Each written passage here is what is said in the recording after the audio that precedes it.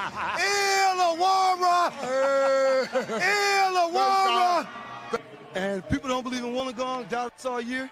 You better start believing because we'll be back next year. Ball driving. 7 seconds left. He pulls the trigger. Big shot taker. Big shot maker. Tyler Harvey enormous.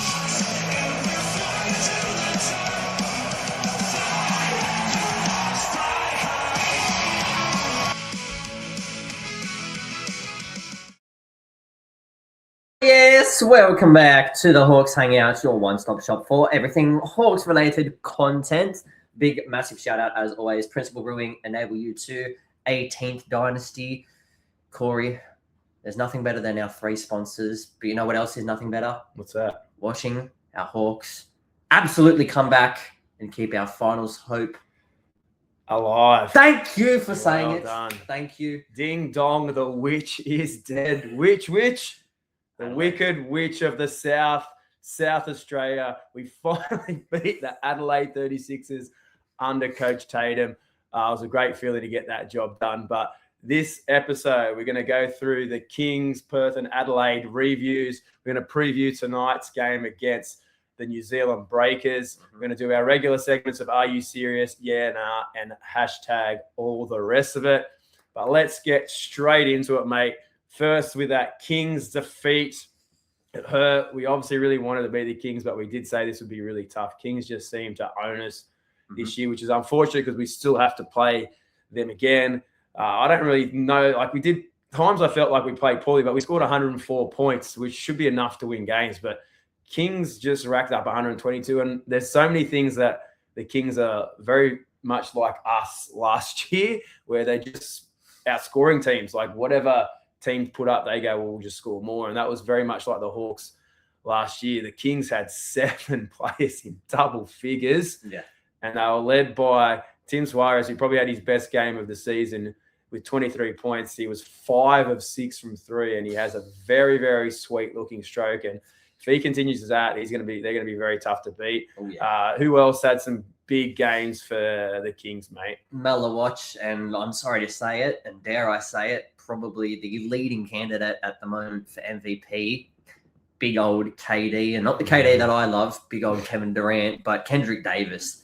I mean, this kid is absolutely phenomenal, and up-and-coming rising star, Makoch Melawatch. He's got a big chance for most improved, to be fair. I know he's only come on late in the season, but or rookie of the year, or his impact has been very strong. So when Bull Cole went down, they were thinking, oh, this could be King's season over, and then this kid's just stepped up, and I'd arguably say he's been better offensively than Bull Cole, and then his defense has just been just as strong. He's spectacular. So, but for us, Harvey had a really good game with 25 points. Yeah. McGee had 17 and 9. Hickey has a well-rounded game of 15, 5 and 5. But again, it was our man Grids who was probably the star of the show for us with 17 in 15 minutes. And in a game where we got comprehensively beaten, he had a plus-minus of +7. He was the only one who had significant minutes who had a plus, like Narkle also did, but Narkle only played a couple of minutes, and it was probably towards the end when we made a little bit of a run that didn't really matter. No. But Grids was the guy who had the impact with 17 points in, and the commentators couldn't stop talking about how he's just everywhere, and he's just the guy, and he's just been awesome. It's been a breakout season. We're hoping that he would have that type of year this year. But the key to this game, I think, mate, was second quarter, the Kings just put it on us and blasted the game out of the water, and it was over at halftime. They 35-23 second quarter, and it just really put the game out of reach for the Hawks. We probably weren't going. We made some little inroads at times to cut it, but they had the lead out to well over 20, and we sort of cut it to 15, and we're hoping if we get the next couple of baskets, but it just never really happened, and the game sort of petered out. Really, it wasn't really a spectacle at all. So it was a disappointing. Do you want to add anything else to the review of that game? It was just, the Kings just too good for us. It's always difficult having to walk into enemy territory, especially when it's your arch rival and you've come up against each other so many times across the 47 years that we have been in this league. And yeah, okay, obviously since Tatum took over, we've won the three-way series twice. Once it was a blowout and it was a clean sweep. I think the other one was a clean sweep, and now we're on the edge of being clean swept. Well, that's what's happened with this series the last couple of times. We won like the last 6 or so, and before that, Sydney beat us like 8 times in a row. They've beaten us 3 times in a row now. I hope it's not another 6-game streak, because that's just how it seems to be happening of late. Whoever's got the number just wins a bunch of games in a row. They've dominated us in these 3 games this year, and they claimed the three-way series, and it's not ever good to see Sydney lifting a trophy, even if it's just a matchup trophy, but it wasn't nice at all. It wasn't good at all. But I think the main point that we're missing in this one, and it's probably the biggest mid-season signing that I could ever think of, and it's Torrey Craig, NBA champion, has been in the NBL before, has just come off a stint in the NBA. And contributing in the NBA. It wasn't like he was getting. He's just not just sitting on the bench. And there's always ways. You don't know. He was always a good teammate and stuff when he's back in the NBL. But you don't know when someone goes to the NBA, do they build an ego or whatever? But from looking at him in interviews and so forth, and on the court, he's got zero ego. He's all about the team, and I think that was the only danger for the Kings if he came in and he was a bit trying to overplay his hand too much because he wants to get back in the NBA and he wants his stats to look impressive, and he's more about himself than the team. But it's been the complete opposite. He's come in and done his role to perfection, and he's just added something to this team that has probably made them become favourites. I know they are on the betting markets, and they look really hard to beat. And it's hard to say, but the Kings could be the champions. Oh yeah. But we're going to move on. So let's look at that next game we played against Perth. We went down 106-99. It was a great game, and I really went into this game confident the Hawks could get the job done. I thought we've been really close to Perth this season. We had beaten them once already. This is the first time we're playing them at home after playing 3 times in Perth, and I thought the boys would be up for it. And they started like they were. We're up 54-41 with about 1:38 left in the half. But then, I think it was on the back of Dr. Doolittle, he came in and hit a couple of threes, and it's sending it at halftime 54-48. And it's only 6 points, and it felt like the Hawks were more dominant than that. But the worst thing about it is then the third quarter started, and that little run they had in that last minute 38 continued, and we had a really bad third quarter, and they won that third quarter 32-20. And then it was just sort of like the Hawks were on the back foot, and Perth just killed us. Their starters were great. Tell me about their starters. All of their starters ended up in double figures, and it was led by the witch doctors, Dr. Doolittle with 26 points, and Dr. Pepper, the man himself, the good old fizzy drink. Elijah just ended up with 19 points, and it was on the back of a few heavy contested threes. He did not look like he was going to stop anytime soon. And it's a guy who's actually pushing for a contract moving forward. He's got options and he's got offers from elsewhere, and there's quite a few teams, which, I mean, we'll probably talk about it in an off-season episode, because one of the teams that has been mentioned across my desk is the Illawarra Hawks. But, he's been absolutely outstanding so far. And with David Duke Jr. out, he's really had to solidify his role now that Jaron Riley is out as well and probably isn't going to be coming back until the finals. He's really had to pick up those extra minutes, those extra ball handling duties to try and feed JLA, to try and feed Doolittle, to try and feed Aquera, to try and feed Wagstaff. And he's done a really good job of it, and he made the Illawarra Hawks pay in this game. Yeah, and I thought Doolittle was excellent again at key times in the game. He hit, I think it was a couple of times he hit back-to-back threes and really hurt us. Backbreakers. Sometimes we made little comebacks and we thought, we're a chance here, and he just would hit the big shot. The Hawks' best performers were QJ had 22. McGee had a solid double-double with 18 and 11, but it was just a really disappointing end to a game where we looked like we were really going to win this game, and then it just got taken away from us again. It's been a bit of our Achilles heel, along with turnovers, is really blowing leads and big, letting teams go on big runs and not being able to come back. So it's a disappointing loss, but now we're going to move on to the positive. That game against Adelaide, on Thursday night. It was a great win, 100-99. It was a very roller coaster game. Early on, we started on fire, up 10, and we're like, let's go, boys. This is going to be our night, and we can say our season's still alive. Then we're all of a sudden down 16. It was 78-62, all right, without probably a minute to go in the third quarter. Mm-hmm. But then a little burst from the Hawks. We scored the last 7 points of that third quarter, and it was on the back of a little floater from Hickey on the buzzer. I think someone hit a three. It was either Mason or Grit. It was someone unlikely hit a three. Got a nice other two as well, just to get us within 9 going into the last quarter. So it gave the crowd a little bit of belief, even though it felt like this game could be a blowout. We could have losing this by 20, but they just stuck around.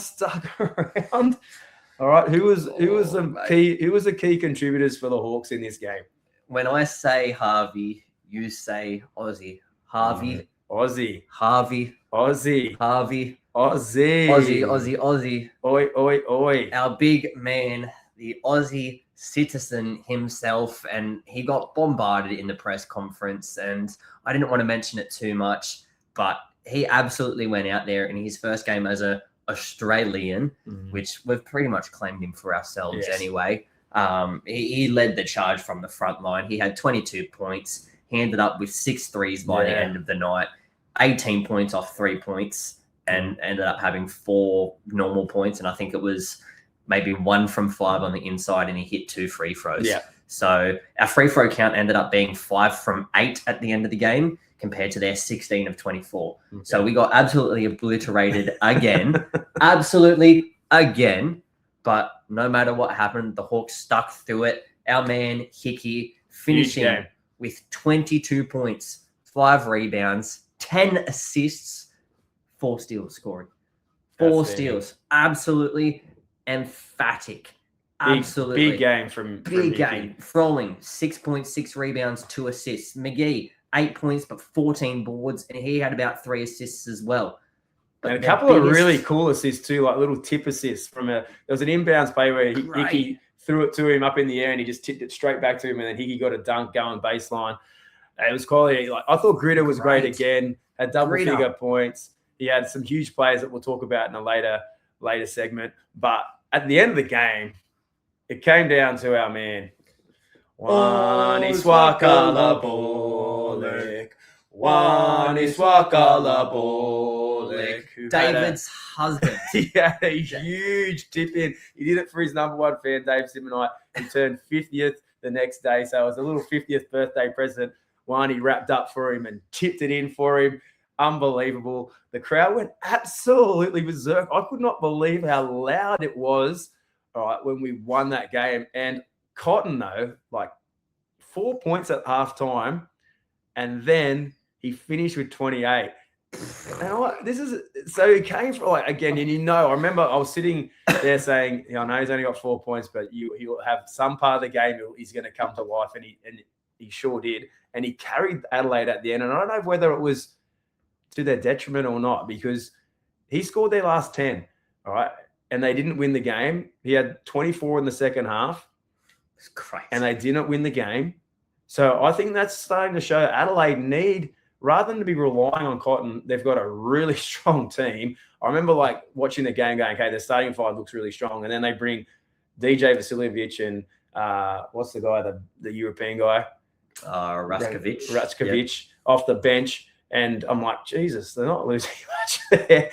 And then this is before even Isaac White came on. They just got so much depth. So I think if they're going to have any chance of winning this title, they can't be relying on Cotton to be scoring the last 10 points of their game. No. They are a better team when they are getting contributions from everywhere.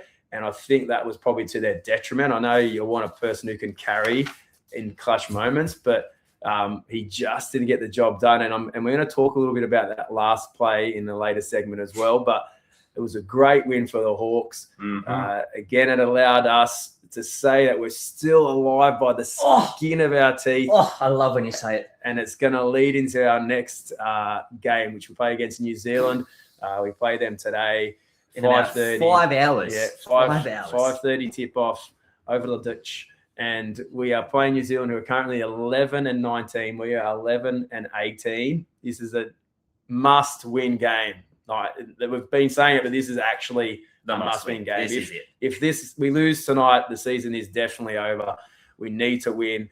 New Zealand, it's definitely a winnable game. New Zealand's got no Sam Menenga, who's like being a dominant force. No Lopez, who had a career night a couple of games ago against Melbourne United. And no Baker, another big guy. So they're struggling the bigs. They've got Rob Lowe. All right. I feel like the Hawks can do quite well against him. Froling has shown in the past when he's matched up against him in that final series. He did really, really well against Rob Lowe, not so well against Marcus Lee, but he was really strong against Rob Lowe. That is a matchup that Froling should like. I think McGee can also do quite well there. So we should be able to dominate inside. It's obviously their guards of Brockington and PJC that we need to focus on. What else do you think in this game, mate? I think the secret weapon for them is definitely Carlin Davidson. I mean, he could had take over a game anytime he wants. And every single time he's come up against us, he's always ended up in double figures by the end of it because he's the explosive athlete, pretty much like Dan Greeter, but with a deeper bag, basically, because he can stretch the floor. We know Dan can stretch the floor, and he hits a few threes here and there, but it's not consistently as what. Yeah, it's a pretty good comparison. They're both sort of energy guys. They athletic, come up with some big plays. New Zealand are going to rely. I know they've got like those big like PJC and Brockington, but if they're going to beat us, I think someone else inside. They have to beat us inside. Someone else has to step up for them. Yeah, and traditionally that seems to happen against the Hawks. Players who haven't had big games before tend to have their big games against the Hawks. So that's what they're going to need to beat us, I think. So it's going to be a huge game.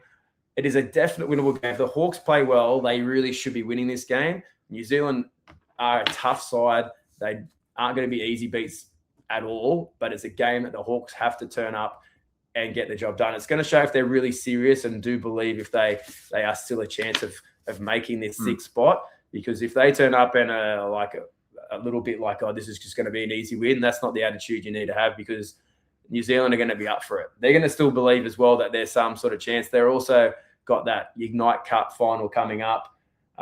Let's hope that that's in the back of their mind and they don't want to be injured for that because 22nd of February. So that's against Adelaide as well. So they're going to. Let's hope that they're thinking more about that and then thinking they're not much of a hope of making the finals because, who knows? But we just need to get the job done in this game because if it's not, it's definitely over. And then really the last three games don't mean too much for the Hawks. But let's move on. We're going to look at our regular segments now. The first one is Are You Serious? I've got a few nominations for this week. And I'm going to see which one you think is the biggest Are You Serious moment. The first one is, Are you serious? We finally beat Adelaide under Coach Tatum. We had lost our last 8 against this team and 13 of our last 14. The last time we beat Adelaide was New Year's Eve 2023. That is crazy. So that is our first Are You Serious moment. Next Are You Serious moment, Bryce Cotton missing a wide open game winner. I could not believe it when they called the timeout with 5 seconds left. He turned the corner, got a screen. One, he could not keep up. He's got the catch. I'm like, oh my God, he is so wide open. He's going to knock this down. Rained out of everyone. And he shot it, missed. I'm like, he's missed. And then we didn't get the rebound. They got the rebound. I'm like, oh my God. It was under the basket. I'm like, oh, God, it's either going to be a foul. He's going to put this back in. Flynn Cameron shoots it, misses. Great defense by Peatling, by the way. And they didn't get it. I just couldn't believe it. It was a massive Are You Serious moment. It's a bit like, sometimes I think Cotton's got a little bit like Harvey. Better when he's got a little bit of pressure on him rather than when he's wide open. Mm-hmm. And maybe that was the thing. It was like, I actually couldn't believe that he missed. I'm just saying, he scored their last 10 and he missed that. He was unbelievable in the clutch. Next Are You Serious moment. I was watching the absolute blowout last night of Tassie v Brisbane, which Tassie won easily, which made obviously our chances a little bit more difficult of making the finals. But the commentators at the end sort of saying, oh, the Hawks only have 3 games left. They're going to rely on percentage. They need to win all those games, and then going to have to rely on percentage. That is not the case. The Hawks have 4 games left. Mm-hmm. And I just thought it was an "Are you serious?" moment. Like, these guys are getting paid to know what's going on, and they just really got it wrong there. The Hawks, if they win all 4, like, are really a legitimate chance of making it, because they got to play Tassie. So that'll be another loss for Tassie, and Tassie have to play Southeast Melbourne, and Southeast Melbourne are fighting for a top 2, so they're not going to take it easy on Tassie. And Tassie still have those injury issues, and it's in Southeast Melbourne. So it's still the Hawks. I pretty much think it is in their hands. We just really need Southeast Melbourne to beat Tassie, which would be the favourite thing to happen. Next, are you serious moment? And this is a big one. Mm-hmm. Rumours saying Tatum has lost the group, and Harvey wants out, and McGee wants to stay in the NBL, but wants to go to either Sydney or Melbourne. And another rumor, Harvey to Perth because he wants out. So what is your biggest "Are you serious?" moment from that group of nominations? Top to bottom. Yes, okay, we finally beat Adelaide. Cool. Who cares? We've won. Now we know we've won against every team in the comp. Under Tatum, that's good. Under Tatum. Awesome, fantastic. We know that we can match up with those top teams. It was a point that our good dear friend Grace Hamilton put across to him. Why now? Why all of a sudden does it now instill the confidence in you that you can now match it with the top teams of the comp? Why couldn't you do it at the start? And obviously we've had, import rotations, we've had injuries, we've now finally come back to a fully healthy squad. And obviously it's been a bit later than expected, but we've really started to hit the nail on the head with these rotations, with these key players, and we've started to come back. I don't think it's an "Are you serious?" because it's great. It's just simple basketball. Yeah, awesome. Cotton, you miss. That's fine. Everyone misses a shot.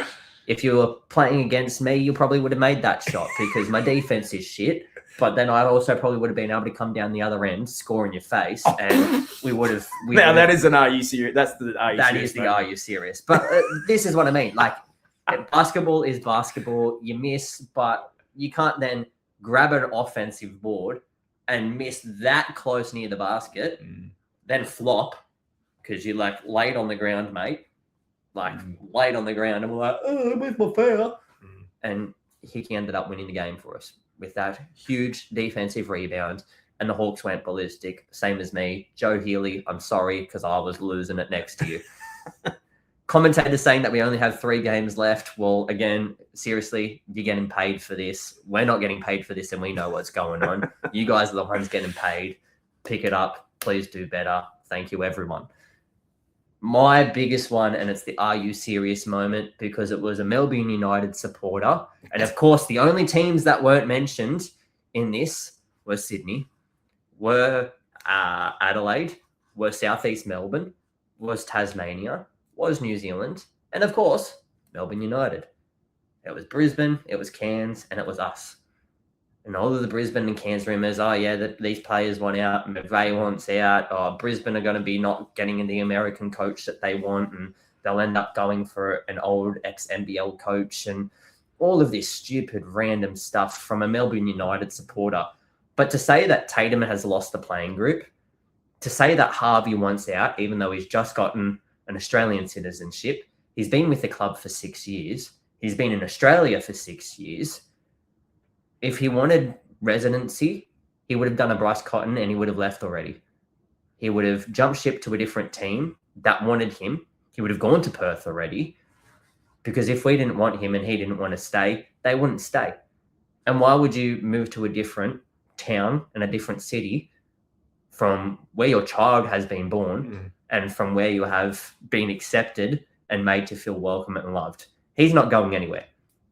McGee, on the other hand, sure, okay, he might move to Sydney or Melbourne, but you know what? I actually don't think he will.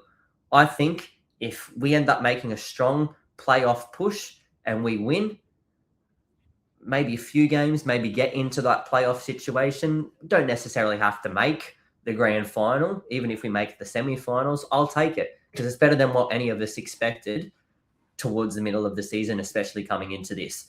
But I genuinely don't think, and we'll talk about it later on in a different episode, I genuinely don't think he will go anywhere. I think he will stay. I think QJ will stay, which we'll talk about later in a second. Harvey will be naturalized, and we'll go out and we'll find a third import. Wow. That's what I see happening, but I think it is a massive "are you serious" to take the piss out of a few other teams for the sake of your small, egotistical ass, because Melbourne United are getting their asses handed to them at the moment. You've lost 2 in a row now, 1 to a new club, 1 to the oldest club in the league, and you're still complaining about shit. So do a Chris Goulding, flop yourself on the ground and pack it up, buddy. I think, I think it's trying to probably cover up Melbourne's, like they did start the season 9-0 and now currently 18-11. So it's probably trying to cover up a few holes in Melbourne United. To be fair, everyone was talking about them going undefeated in the season at the start of the year. So there's some troubles there. But I'll politely disagree. I do think the Hawks will make some changes. I don't think McGee will probably stay. And even though I wouldn't mind seeing QJ stay, I don't think he probably will. I think they'll make changes because, and we'll talk a little bit more in all the rest of it about who we've got signed. And I think the Hawks do have a key group of players signed, probably the most out of anyone in the league. Mm-hmm. And so they haven't got much room for changes. And changes have to be made because, obviously the season hasn't been great. And I think that's going to be around the imports. Okay, so let's move on now to the next segment, and that is nah. I'm going to have some statements. I want you to give me a yeah and a nah. Let's do this. So the first one, Aussie Harvey will stay a Hawk. Yeah, nah. Yes. All right. Don't even. Hawks season will be alive coming to that last game in Tasmania against those Jack Jumpers. Yeah, nah. Yes, because we'll win tonight. Yes, because we will win at home because it's our last home game and we know that we need to. I can see us beating Melbourne. I can see us beating Melbourne. And then I can actually see us beating Tasmania with the injuries that they've got, knowing that it will come down to that last game. And I had this conversation with Olgun the other night when we were after the game. I sat there and I said, mate, what do you reckon it's going to come down to? And both him and Brad Rosen, we all sat there, we all spoke, and we said, if it's going to come down to it, it's going to come down to the fact that that game is purely going to be both teams fighting for that 6th spot. Yeah. Everything else will be locked away. New Zealand will be out of the race. Cairns and Brisbane are already out of the race.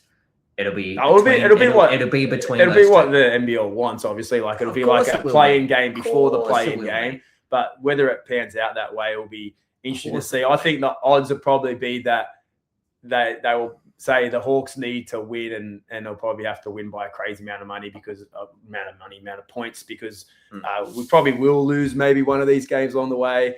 And it may mean that we could equal the amount of wins that Tassie have, but their percentage is significantly better than ours. Yep. So I think, that's probably going to be the case. So it'll be interesting to see what happens there. But I feel like, it's going to be a big one. So let me look at the next nah. So we've got, the play of the game v Adelaide. Yeah, nah. Do you think this was the play of the game? Gritter had a shot at a corner 3 with 4:10 left. He missed it. They get the rebound. He comes around and picks the pocket, flicks it to Hickey. Hickey puts it in for 2 and makes the game, instead of being 95-87 with Adelaide with the ball, it makes it 95-89, 6-point game with about 4 minutes to go and really kept us in the game. Mm-hmm. Yeah, nah, play of the game.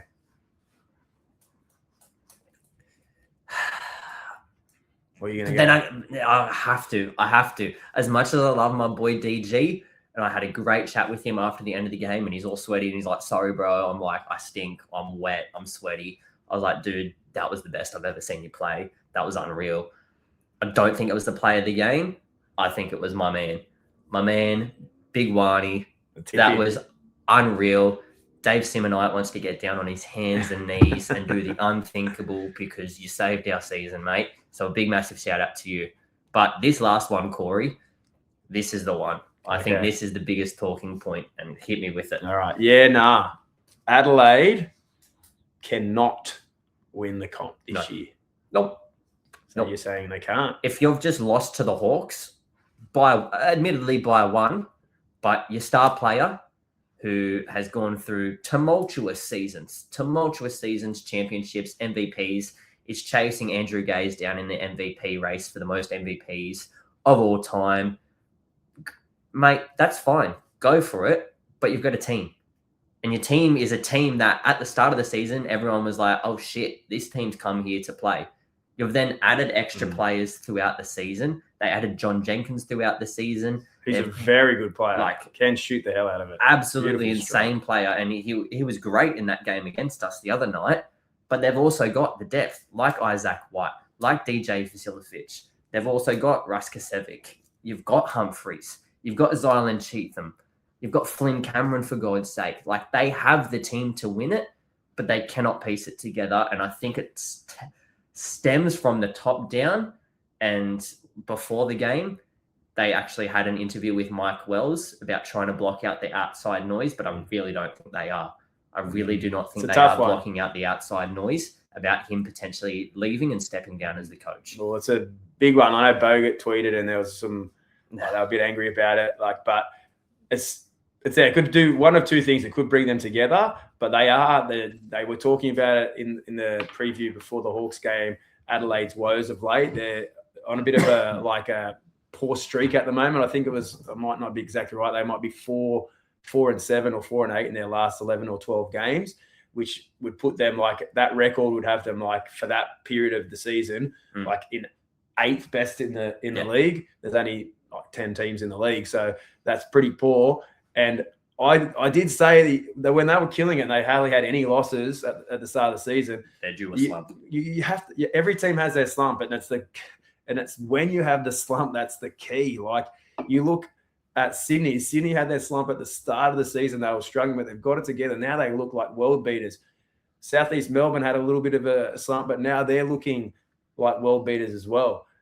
Adelaide have had their slump now at the end of the season. When you don't want to have it leading into playoffs, it's hard to get it back. Melbourne having their slump now, and it's hard to get it back. The Hawks last year had their slump around that New Year's Eve sort of period. They lost a couple of games, had a bit of a slump against teams they probably shouldn't have lost to, but then they got it back together. So it was a perfect time for them. Every team has their slump. It's just the timing of the slump. In every competition, look at the Brisbane Broncos. They had their slump last year at the start of the year. Everyone was like, this team's an absolute mess. They got it together at the end of the season, and they ended up winning the competition. So it's our 49ers, mate.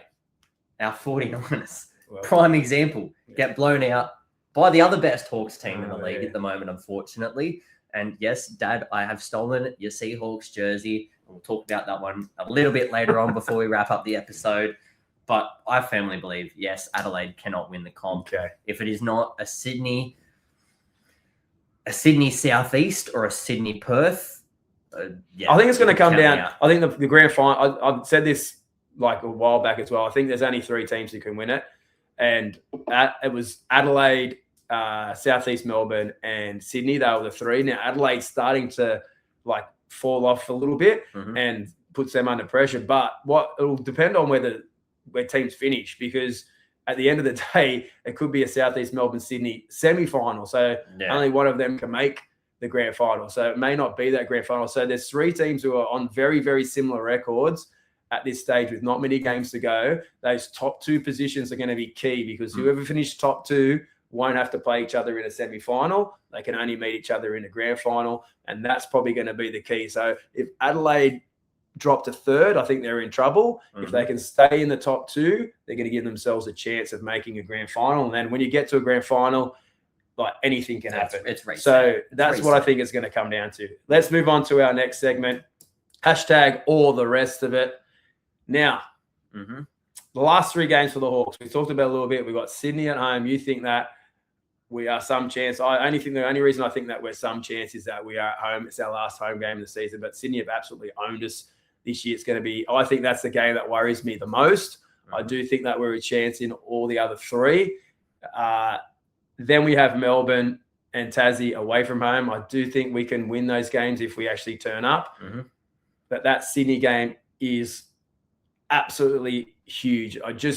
It'll be a huge result, I think. And if the Hawks can actually win that would give them incredible confidence to go on and win those last 2 games, especially if they can beat New Zealand today.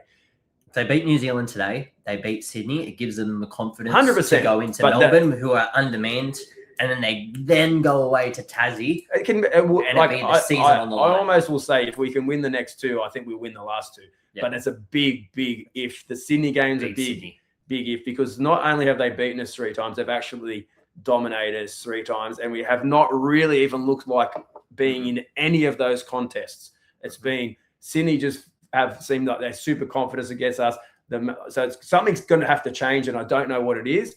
So it's going to have to be a massive turnaround. I know we hadn't beaten Adelaide for a long period of time, but we've been close to Adelaide this season, and even last season we had a lot of close games. So it wasn't like it was just like 1 or 2 plays could change any of those results. It just happened that Adelaide got on us, beat us so many times, but we weren't ever out of it. You always felt like we were a chance. Yep. While this year, Sydney have absolutely owned us. It's going to take something incredible to turn that around, I believe. So it's going to be tough to win that game, but that's where our season is on the line. Mm-hmm. All right. Next thing, all the rest of it. Hawks roster for next season. All right. My favorite topic to talk about. Now, let's talk about, we mentioned a little bit before, we do have a lot of guys locked in for next season. So we don't have that much room for player movement and bringing people in.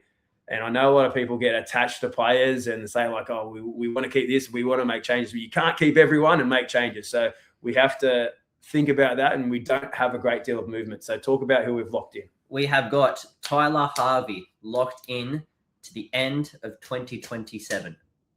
So we have him till the end of next season. Now that's if he opts into his team option at the conclusion of this season. So he was originally contracted on a 3-year deal, 2 years with the team. The 3rd year was a team option where we could accept or decline. So is a team option or a player option? Team option. Okay. So we can accept the team option, which we will anyway. There's no doubt that he will. But the worry there for me is next year he's still going to be an import, is my understanding, because you have to have a year of residency before you become an Australian citizen, and then you become a local player. That's my fear. My fear is we haven't got him signed up. I'd hope that happens in the offseason, that they extend him, because I wouldn't want him to go to the open market and teams knowing that he's not an import. He's going to attract a lot of attention. And then I think the thing on top of this is you've then got to look at the other teams, and especially the team that they've mentioned, Perth. Perth has already got a marquee spot taken with JLA. If they then go out and then they marquee Tyler Harvey, so it only caps, that only hits their cap at the $350,000 threshold, and they can pay him the $1 million, $2 million, whatever the hell they want to pay him, that's fine. But then that means they're only allowed to have 2 imports after that. Well, they've pretty much played with 2 imports this season anyway. So who knows? It's a concern. Because, very much. And I think this is why next season is so important for the Hawks. They need to do well. You want Tyler Harvey to be happy. You want the Hawks to be doing really well. Even though in the past he's shown loyalty when we haven't played well, but this is probably going to be close to one of his last contracts. So I'm assuming someone's going to want to get him on a larger sort of 3-year deal or something. So you're going to want to get this guy when he's a local, because he's going to be a difference maker. He opens up roster. Let's just hope not. But the thing is, it's scary because he's going to have the option. Because so who else have we got staying up for next season? We've got Wani till the end of 2028, 2027 normally, so the end of next season. 2028 again is a team option, so he's then through to the 2028. There's also something else that we haven't mentioned here, and it's Coach as well. Coach has signed a 3-year deal, and that takes him to the end of 2027. So when we say the end of 2027, we mean the end of next season. He had last season, he had this season, and then he's got next season on his 3-year contract. So most of these players are coming off contract at the end of next season. Otherwise, a few of them have signed on for the extra year on top of that after Tatum leaves, or if Tatum stays, whatever the case may be. Let's just get through next season. We've got Davo till the end of next season at 2027. We've got Greeter, who signed a deal to go to the end of 2027. We've got Mason, who signed a deal to go to the end of the 2027 season. We've got Froling, who signed that huge, impeccable deal, which sealed him coming back to the Hawks. He is signed on till the end of 2028 season. And Todd Blanchfield, our hometown, local boy, 150 games, TB21, MVP of the NBL 1 East, signed to the end of the 2028 season. That's it. That is our core playing group for the next season, and then a little bit of the season afterwards if we try and keep all of them. But that's our core group, and it's the core group who we have stuck with and built behind. And I mentioned that to Tatum in the press conference the other night. That team that you put out there when you've got Davo at the 1, Tyler at the 2, Wani at the 3, Mason at the 4, Sam at the 5, that's your championship core that you rocked with last year. It's the team that goes out there and gives it their all night in, night out, with your Blanchfield and your Greeter coming off the bench. You build around that. That is great that you've got those 7 players locked in. But that 7 players means we've only got 4 spots left. So that Bawali Bales. There's going to be 2 imports if Tyler's still classed as an import. Bawali Bales has that mutual option. It'll be interesting to see if that's the case. That then that's only 3 spots available if they take him on. But it's a huge season for the Hawks next season, because looking at that, the only 2 players who aren't contracted after that season who are contracted after that season are Froling and Blanchfield. We've got 1, 2, 3, 4, 5 players of that 7 who will be up for contract negotiations. And if Bawali takes his mutual option this year, it'll be 6. Yeah. So then it's going to be, very interesting to see what happens there. Will be a very, very different looking. Like this next season, we've got 7 people locked up, but looking at this time next year, we'll only have 2. So it'll be very, very different. And it could be a very, very different Hawks team in a couple of years, then moving forward, and that's why there's so much on this next season. If the Hawks don't perform, they're going to obviously look for changes, and players may be looking to go elsewhere. So lots of big decisions are going to have to be made. Be interesting to see if they move quickly to try to extend a couple of these guys, all right, who've done really well this season before other teams come in and look to negotiate, because it's going to be very, very interesting. But I just feel like the Hawks haven't got much room. That's why I know you said I think we'll keep these guys. I don't think we will. I think this season hasn't gone as well as we had hoped, and I think changes probably need to be made. Probably. And I think that will be around the imports and maybe looking to get a local, hopefully a really strong local. I think the Hawks have to really go in if they want to be because this year, I'll tell you, the fans have turned up. But if we have another poor season, I don't know if they will. And that's a worry. We won the championship. We want to make sure we're competitive and up there again next season because of these contracts. And we want to really make sure we're doing well. So it's a big, big season next year for the Hawks. But our free agency list, Corey, and this is the biggest concern for us moving forward. McGee only signed the 1-year deal, which, he signed the 1-year deal. He's made it quite clear that he wants to stay in the NBL. He's got no ambitions of going back to the NBA. He's playing in Puerto Rico in the off-season to keep himself fit, playing basketball, keeping the money coming in. But he definitely wants to come back. Whether he comes back to us or it's another big money club, Sydney or Melbourne, who cares? Whatever. He's been great for the league. It's great to see. QJ Peterson obviously came halfway through the start of the season, has been a little bit rocky, but has been absolutely great for the Hawks. And I definitely think we should try and keep him. If not, try and get some sort of deal where he can stay. But other than that, Harry Froling was only signed as an injury or a nominated replacement player. Sorry, not even an injury replacement. He was a nominated replacement player for Sam Froling. So as soon as Sam came back, Harry was out. Jonah Antonio was an injury replacement player and barely got any minutes this season. He's off contract. Jackson Ball is off to college. Yeah. He won't be back, so he's off to college. Jonah Bolden's ruptured his Achilles and he's been out for the season. We only saw him a few games this season, but he's off contract because he only signed 1-year deal. And then the rest of our DPs as well. So Johnny Narkle, Kobe McDowell White, and Luca Yates. Narkle obviously re-signing with a different team in Perth. Could maybe potentially go back home to a Perth team or might stay here on another DP deal. Who knows what happens. Kobe, McDowell, White, multiple Division 1 offers at the moment to go and play college basketball. And I think he would be stupid not to go over there because it's going to elevate his game and he's going to be absolutely killer. But my boy Luca Yates, obviously coming off that DP deal, he can sign a DP deal for another 2 years because that'll take him to 25 where they stop the DP deal. But then after that, I don't know. So we've got all 4 of our DPs, both of our injury replacements, and then our 2 imports gone. So it's interesting. Very interesting offseason. Interesting offseason. But Corey, the biggest challenge ahead. Winning tonight. Yeah. We have 4 hours till D-Day. 4 hours until this episode is live. Watch it before the game. Drop in the comments below how completely stupid, hopeful, ridiculous we may be thinking that we can still bloody win this thing and keep our season alive and just give us the slightest chance to get back. Please. Corey, it has been a pleasure, like always, but a big, massive shout out again, like always, Principal Brewing, Enable U2, 18th Dynasty, Dave Simonite, my big Uncle Dave, happy 50th birthday brother. For yesterday.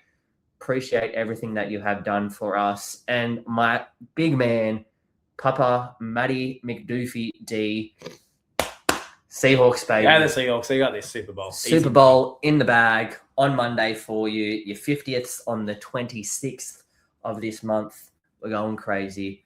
Super Bowl. Doggies winning in Vegas. Oh, let's go, baby. But Corey, our Hawkies, 4 more. Come on. We can do it. We both believe. I believe in you. You believe in me. We all believe in Joe Hendry. Birdo, we love you, mate. We hear you. Voice of Chaos. Go check him out. That is absolutely everything, 100%, and all the rest of it. All at the this rest point of in it. time, Corey, fly your Hawks, baby. Fly. Fly.